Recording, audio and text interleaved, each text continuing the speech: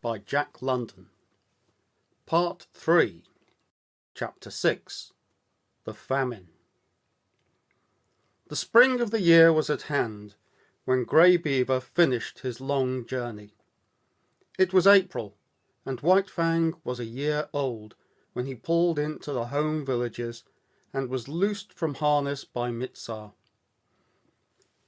Though a long way from his full growth, White Fang, next to Lip Lip, was the largest yearling in the village. Both from his father, the wolf, and from Kitch, he had inherited stature and strength, and already he was measuring up alongside the full-grown dogs. But he had not yet grown compact. His body was slender and rangy, his strength more stringy than massive. His coat was the true wolf grey, and, to all appearances, he was true wolf himself. The quarter strain of dog he had inherited from Kitch had left no mark on him physically, though it had played its part in his mental make-up. He wandered through the village, recognizing with staid satisfaction the various gods he had known before the long journey. Then there were the dogs, puppies growing up like himself, and grown dogs that did not look so large and formidable as the memory pictures he retained of them. Also, he stood less in fear of them than formerly, stalking among them with a certain careless ease that was as new to him as it was enjoyable. There was Bezique, a grizzled old fellow that in his younger days had but to uncover his fangs to send White Fang cringing and crouching to the right about. From him, White Fang had learned much of his own insignificance, and from him he was now to learn much of the change and development that had taken place in himself. While Bezique had been growing weaker with age, White Fang had been growing stronger with youth. It was at the cutting up of a moose, fresh killed, that White Fang learned of the changed relations in which he stood to the dog world. He had got for himself a hoof and part of the shin bone, to which quite a bit of meat was attached. Withdrawn from the immediate scramble of the other dogs, in fact out of sight behind a thicket, he was devouring his prize, when Bezique rushed in upon him. Before he knew what he was doing, he had slashed the intruder twice and sprung clear. Bezique was surprised by the other's temerity and swiftness of attack. He stood gazing stupidly across at White Fang, the raw red shin bone between them. Bezique was old, and already he had come to know the increasing valour of the dogs it had been his wont to bully. Bitter experiences these, which perforce he swallowed, calling upon all his wisdom to cope with them. In the old days he would have sprung upon White Fang in a fury of righteous wrath, but now his waning powers would not permit such a course.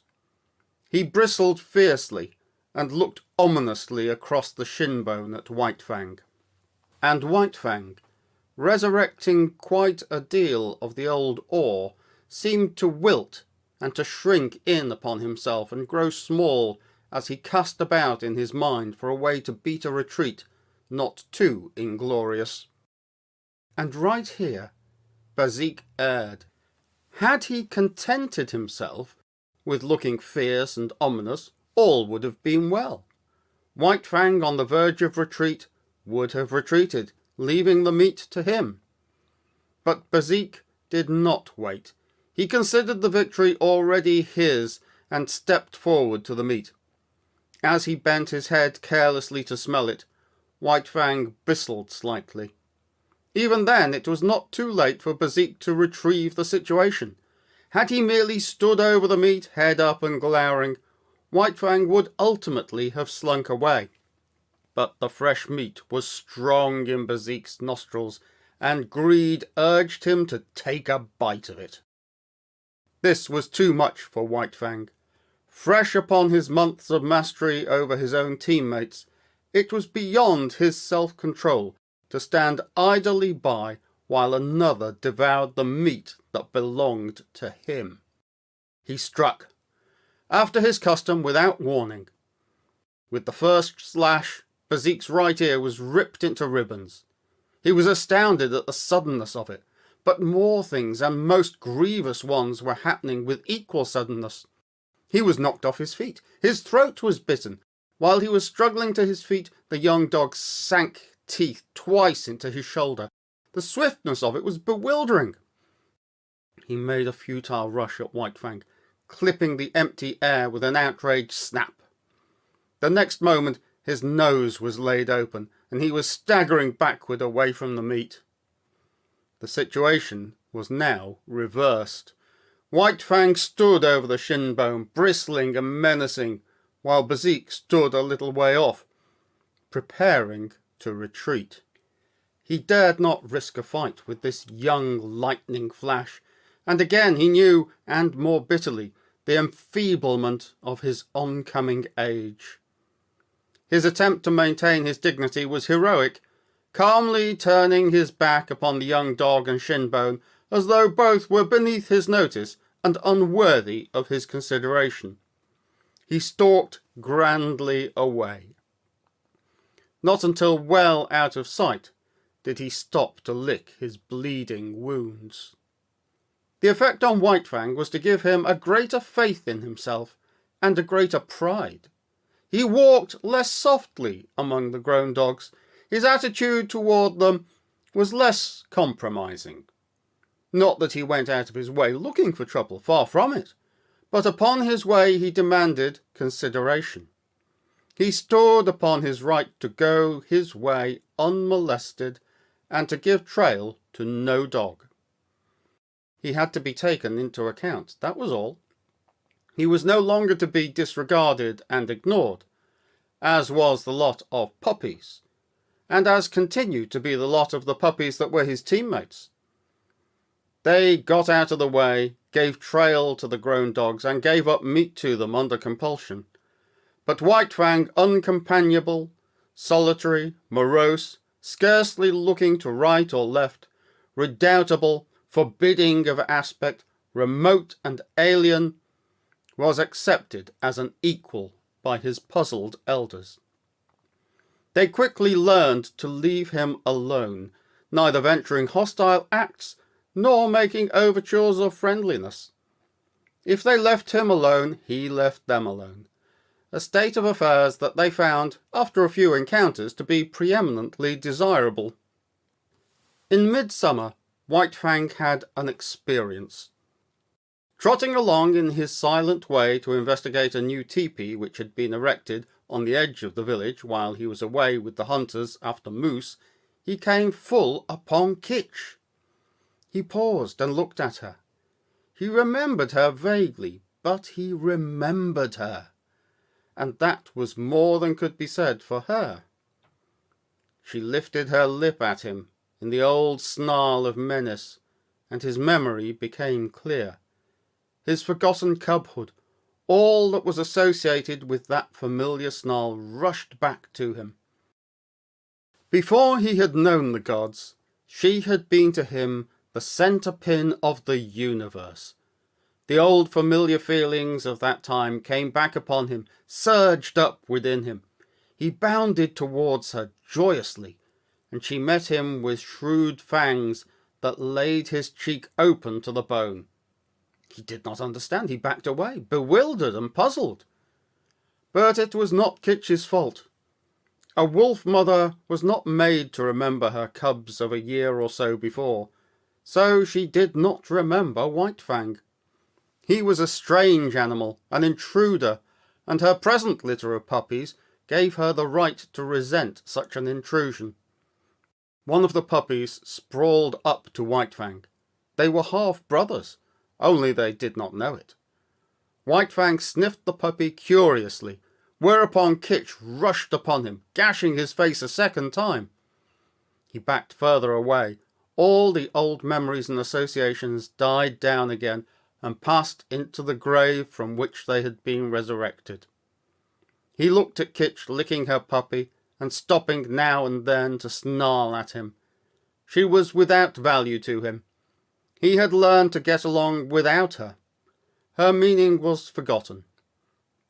There was no place for her in his scheme of things, as there was no place for him in hers.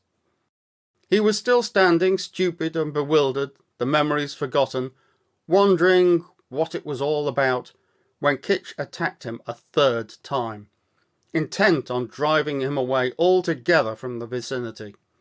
And White Fang allowed himself to be driven away. This was a female of his kind, and it was a law of his kind that males must not fight the females. He did not know anything about this law, for it was no generalization of the mind, not a something acquired by experience of the world. He knew it as a secret prompting, as an urge of instinct, of the same instinct that made him howl at the moon and stars of nights, and made him fear death and the unknown. The months went by. White Fang grew stronger, heavier, and more compact, while his character was developing along the lines laid down by his heredity and his environment. His heredity was a life stuff that may be likened to clay.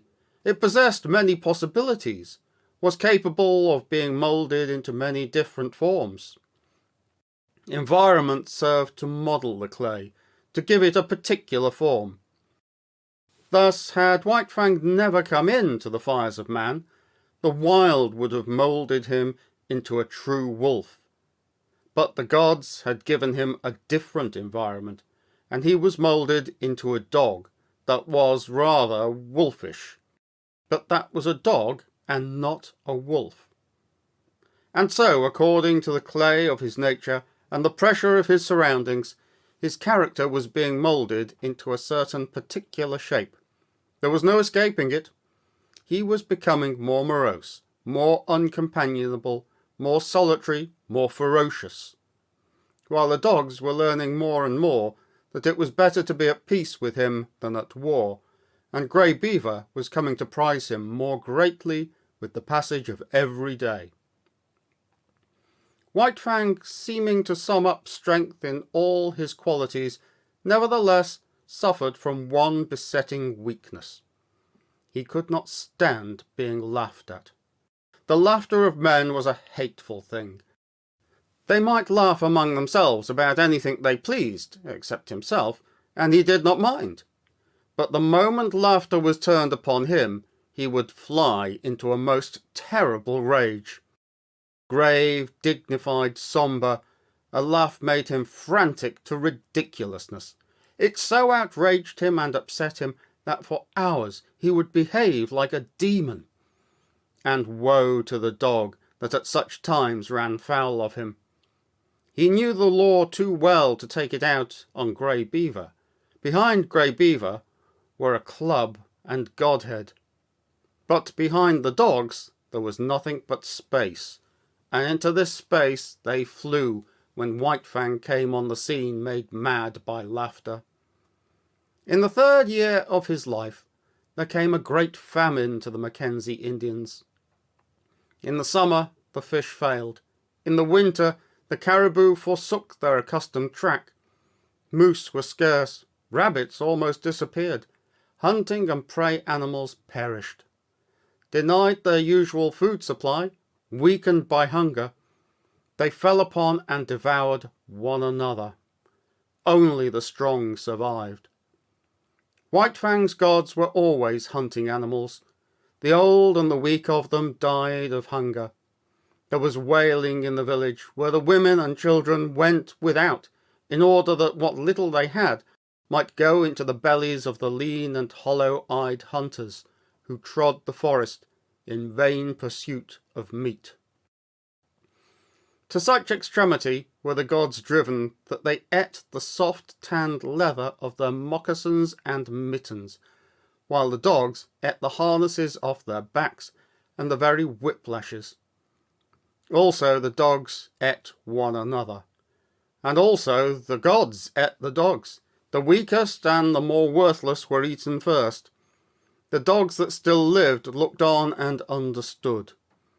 A few of the boldest and wisest forsook the fires of the gods, which had now become a shambles, and fled into the forest, where, in the end, they starved to death, or were eaten by wolves. In this time of misery, White Fang too stole away into the woods. He was better fitted for the life than the other dogs, for he had the training of his cubhood to guide him. Especially adept did he become in stalking small living things. He would lie concealed for hours, following every movement of a cautious tree squirrel, waiting with a patience as huge as the hunger he suffered from, until the squirrel ventured out upon the ground. Even then, White Fang was not premature. He waited until he was sure of striking, before the squirrel could gain a tree refuge. Then, and not until then, would he flash from his hiding place, a grey projectile, incredibly swift, never failing its mark, the fleeing squirrel that fled not fast enough. Successful as he was with squirrels, there was one difficulty that prevented him from living and growing fat on them.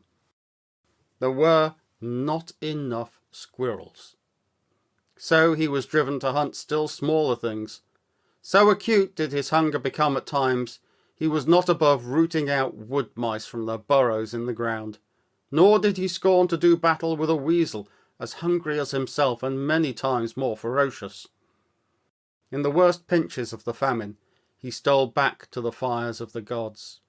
But he did not go into the fires. He lurked in the forest, avoiding discovery and robbing the snares at rare intervals when game was caught.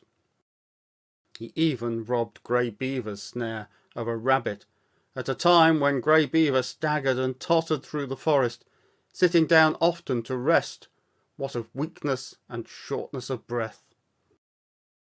One day White Fang encountered a young wolf, gaunt and scrawny, loose-jointed with famine. Had he not been hungry himself, White Fang might have gone with him and eventually found his way into the pack amongst his wild brethren. As it was, he ran the young wolf down and killed and ate him. Fortune seemed to favour him. Always, when hard-pressed for food, he found something to kill.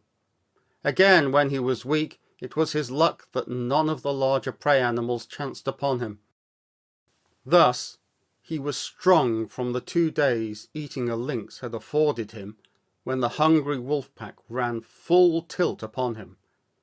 It was a long, cruel chase, but he was better nourished than they, and in the end outran them. And not only did he outrun them, but circled widely back on his track. He gathered in one of his exhausted pursuers. After that, he left that part of the country and journeyed over to the valley wherein he had been born. Here, in the old lair, he encountered Kitch.